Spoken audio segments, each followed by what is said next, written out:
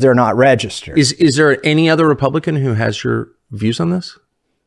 Well, I have Republicans who come to me on the floor and say, I wish I could vote with you today. Yours is the right vote, but I would just take too much flack back home. And I have Republicans who come to me and say, that's wrong what AIPAC is doing to you. Let me talk to my AIPAC person. By the way, everybody but me has an AIPAC person. What does that mean, an AIPAC person? It's like your babysitter, your AIPAC babysitter, who is always talking to you for AIPAC. They're probably a constituent in your district, but they are, firmly embedded in AIPAC. And every member has something like this? I don't know how it works on the Democrat side, but that's how it works on the Republican side.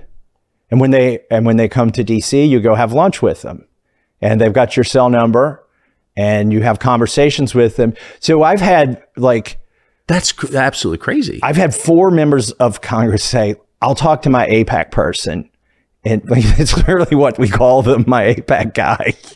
I'll talk to my AIPAC guy and see if I can get him to, dial those ads back. Why have I never heard this before?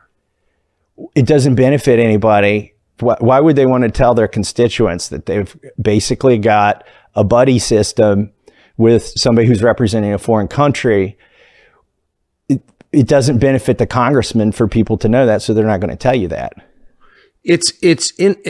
Have you seen any other country do anything like this? Like no. Russia obviously determines the outcome of our elections. We keep hearing that. Does anyone have a Putin guy that they talk to? Not only do they not have a Putin guy, look, they don't have a Britain guy. They don't have an Australian guy. They don't have a Germany dude. It's the only country that does this, that has somebody that uniformly. I guarantee there's some spreadsheet at AIPAC where the AIPAC dude who's matched up with the congressman is there, and then all the congressman's votes on the issue. Oh, has the congressman been to Israel? They pay for trips for congressmen and their spouses to go to Israel. I'm not the only Republican who hasn't taken the AIPAC trip to Israel, but I'm probably one of a dozen that hasn't taken that trip, and the other ones just haven't got around to it. What's the trip like? Do you know? It's kind of like, I think, vacation-y. You go see the wall, you go see the sites, things like that. I must say, it's such a great country, Jerusalem especially. It's just such a wonderful place that's got to have a big effect.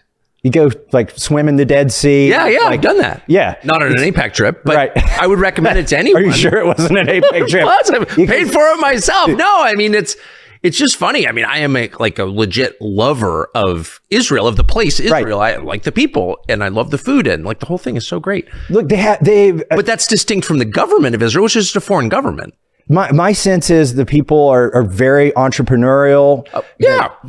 Totally. They're publicly minded. They care about their country. That they're generally good people, right? That's certainly been my experience in trips there, for sure. It's great. It's just I think it's probably one of my favorite, maybe my all-time favorite place to go with my family. But that's just a completely different thing from taking orders from its government.